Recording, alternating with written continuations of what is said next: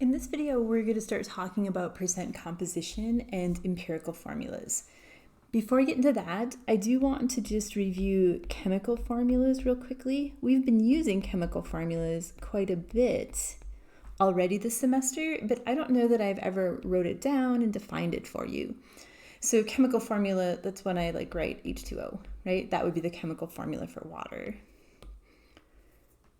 So our chemical formula is used to represent our compound,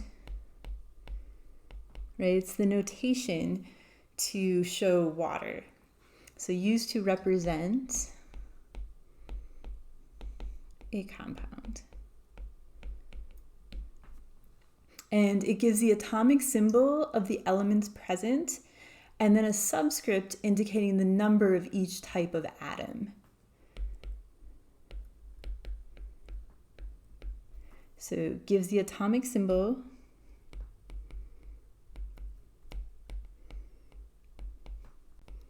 for each element present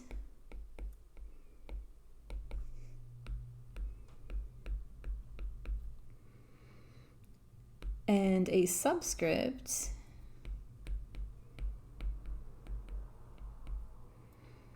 that indicates the number of each type of atom.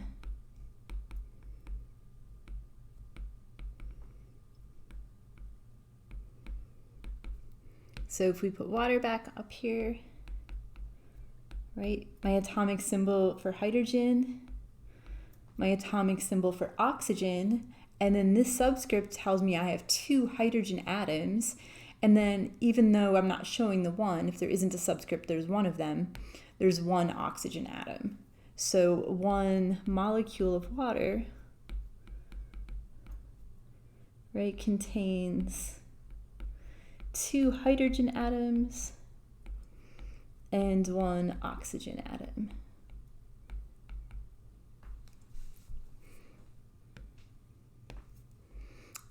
An empirical formula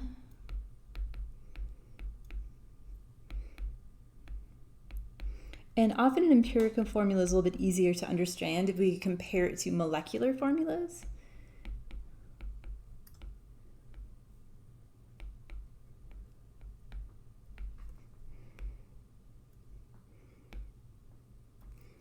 So an empirical formula is always going to give the smallest whole number ratio of atoms in our given formula. A molecular formula might not be the smallest whole number ratios. So if you can reduce it, then it's not empirical. Empirical is always going to be the smallest ratio, so you can't reduce it further. So empirical gives the smallest whole number ratio of atoms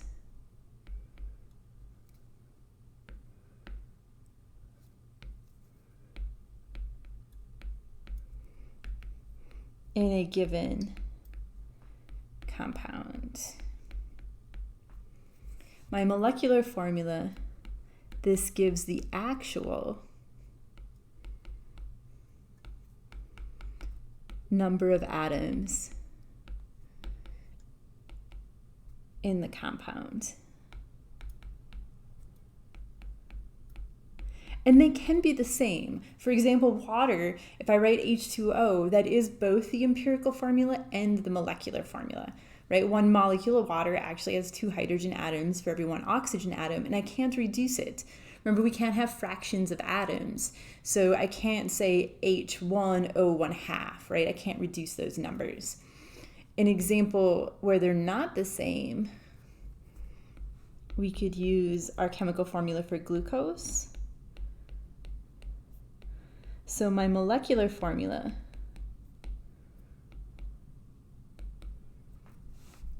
is C6H12O6. So in 1 molecule of glucose, I actually have 6 carbon atoms, 12 hydrogen atoms, and 6 oxygen atoms. However, that can be reduced. That is not my empirical formula. My empirical formula is going to be CH2O, right? All of those subscripts can be divided by 2. So I can reduce that to CH2O.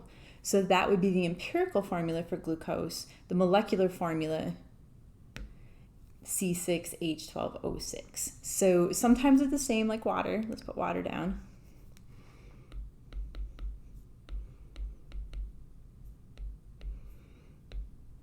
My molecular formula is H2O. My empirical formula is also H2O. I can't reduce that any further, so it's both. For ionic compounds, our empirical formula is always going to be in its most reduced form. We're never going to write an ionic compound where I can't reduce it. So the chemical formulas for ionic compounds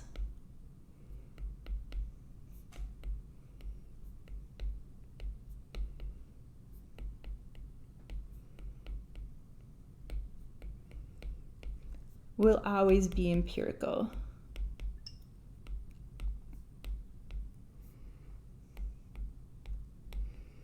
If you don't remember the difference between ionic and covalent compounds, that's actually okay right now.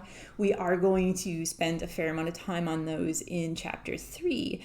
And when we do that, we're going to learn to write chemical formulas for ionic compounds, or given the formula, write the name.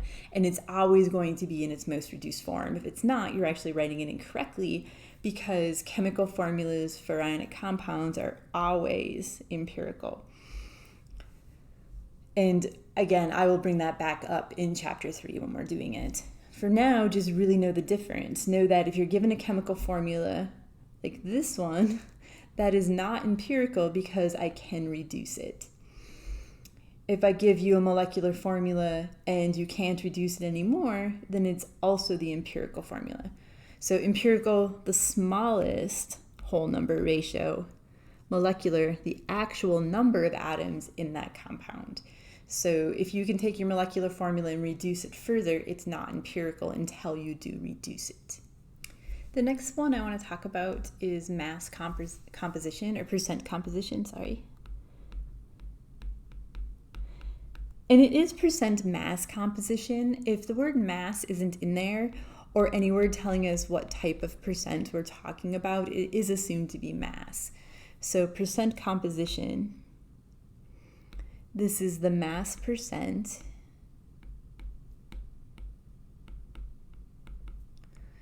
of each element present in a compound.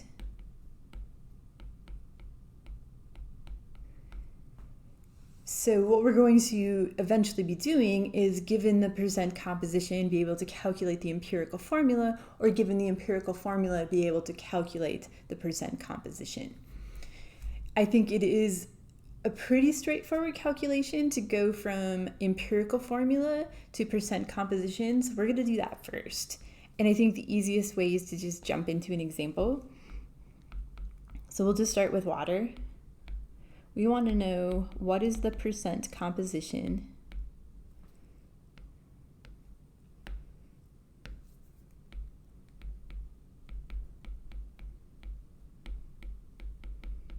of water. So our definition of percent composition, right, the mass percent of each element. So what we're really asking is what percent is hydrogen and what percent is oxygen, right? Each element present, I have hydrogen and oxygen, and then what is the mass percent of each one of those in water? And then we just want to remember what the word percent means, right? It's the part out of the whole. So we're going to take the mass due to hydrogen over the mass of water, right? And then it's a percent, so per 100, multiply it by 100. And then my percent for oxygen is going to be the mass of oxygen over the total mass, and again, multiply by 100 because percent means per 100.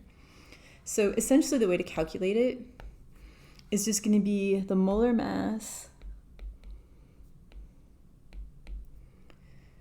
of each element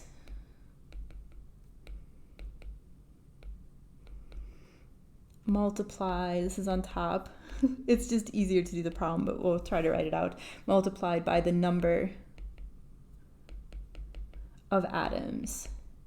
So for example, in water, there's 2 hydrogen. So I need to take the molar mass of hydrogen and multiply it by 2 because I want the mass percent of hydrogen, all of it together. So the molar mass of each element multiplied by the number of atoms of that element. This is getting wordy. And then that's over the molar mass of the compound.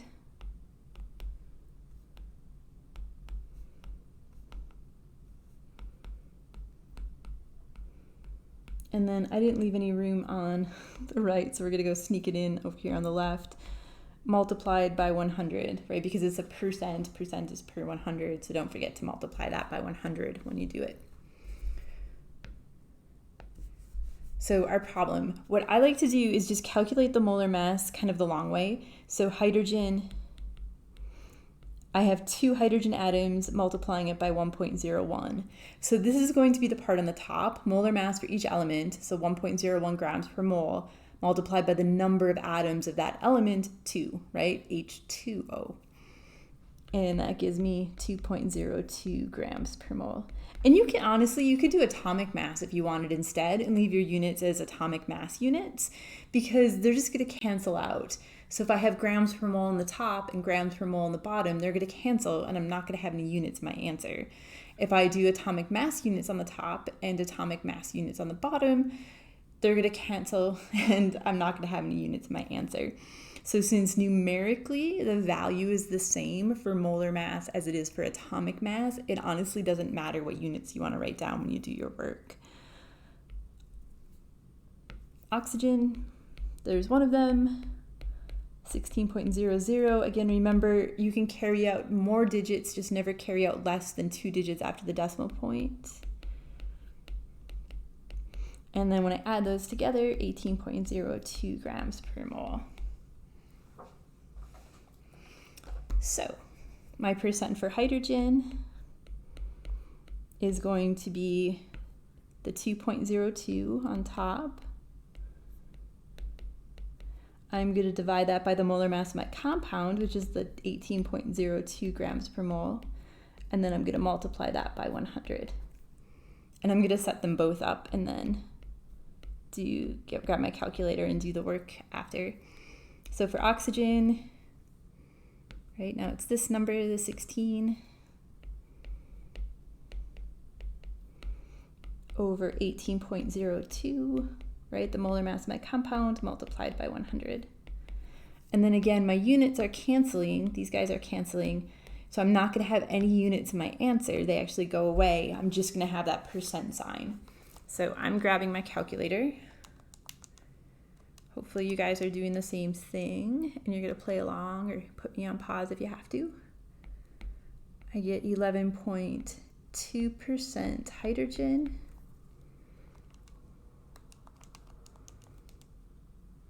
Oops, type that into my calculator wrong. And 88.79% oxygen. Do pay attention to significant digits.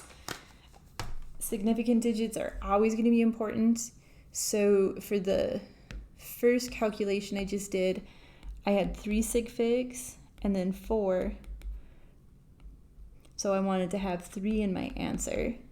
For the second calculation I did, I had 4 significant digits, also 4 on the bottom, so my answer has 4. So for both of these, I have different number of sig figs. But that's my answer.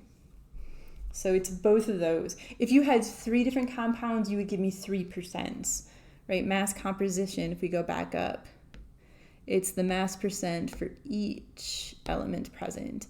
So if I gave you a compound that had 6 different elements in it, you're going to give me 6 different percents, right? We want a percent for each element present. So the molar mass for each element multiplied by the number of atoms of that element on the top, molar mass of the compound on the bottom, multiply it by 100. And then you can always check your work. Your percents should add up really close to 100%. With sig figs and rounding, it might not be exact. Like this one's gonna add up to, I guess it would round to 100. So just, it should be close. That's a good way to check your work. So if you got 11.2 for the first one, and then you got like 67 point something for the second one, like you goofed up. Like go back and check, because they need to add up to really close to 100%.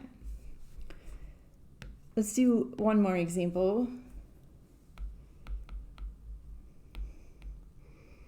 What is the mass percent, or percent composition, sorry. It is a mass percent. I used to always call it that, so I'm getting in the habit of calling it what our book called it. So what is the percent composition of, let's do sodium. I want to do, sorry, I'm changing this on you. I want a subscript just for practice. So let's do barium nitrate.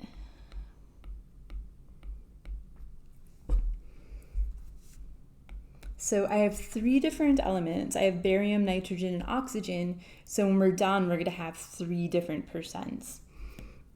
And I'm going to calculate the molar mass for this compound, and I'm going to do that by writing all of my individual steps, because then I'll have the numbers that go on top, right? I'll have this part when I do it.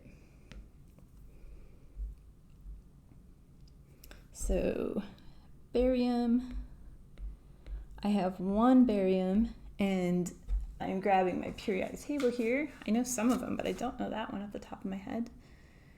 Barium is 137.33 grams per mole. And again, these numbers are just coming right off our periodic table, right? We're looking at our atomic masses, and we're taking that number, changing our units. Nitrogen, how many nitrogen do I have in this compound? Yeah, good, 2. If you didn't get 2, the reason we're getting 2 is I actually have 2 of these, right? There's parentheses around nitrate here, and then I have a 2 outside of it. So that means everything within those parentheses is multiplied by 2. So in the parentheses, there's 1 nitrogen, but I have to multiply it by 2, so that gives me 2 nitrogen. And nitrogen, 14.01 grams per mole. And again, I'm just going to do all of this math after. How many oxygen do we have? Yeah, good, 6. Again, if you don't see that, there's 3 inside the parentheses, and then I need to multiply that by 2, so that gives me 6.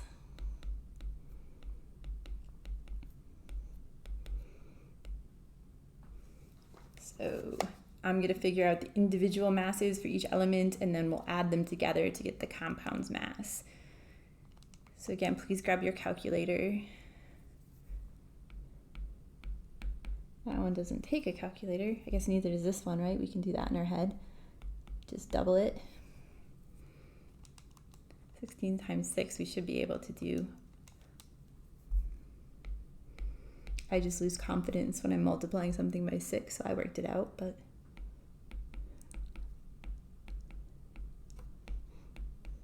do you guys find that you become dependent on your calculator and you use it for even simple things like 2 times 14? I know I am really trying to do things in my head more often, because I find that I've lost a lot of math skills. Okay, now I'm adding those, so I'm typing them into my calculator as I babble.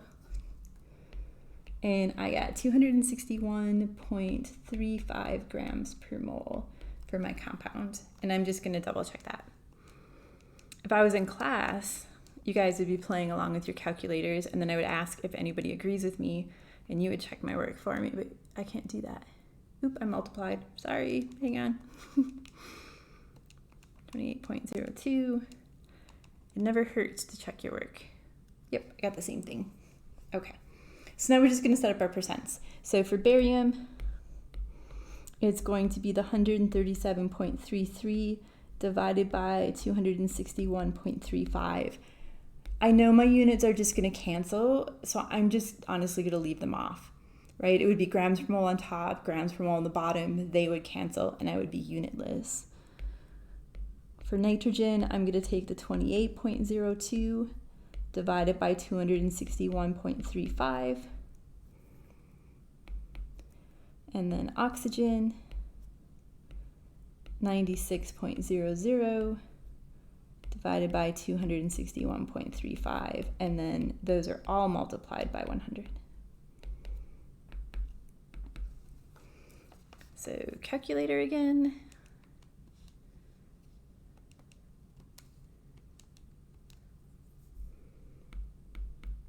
So 52 points, I guess I need 5 sig figs in this one. Again, please pay attention to significant digits. That got a lot of you on that last quiz. Right? Magnitude, units, which this one doesn't have because they canceled, but we're still paying attention to that. And then significant digits.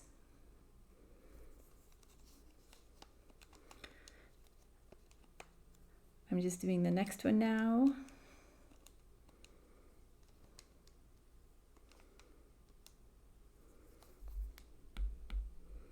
And I got 10.72. This one only has 4 significant digits.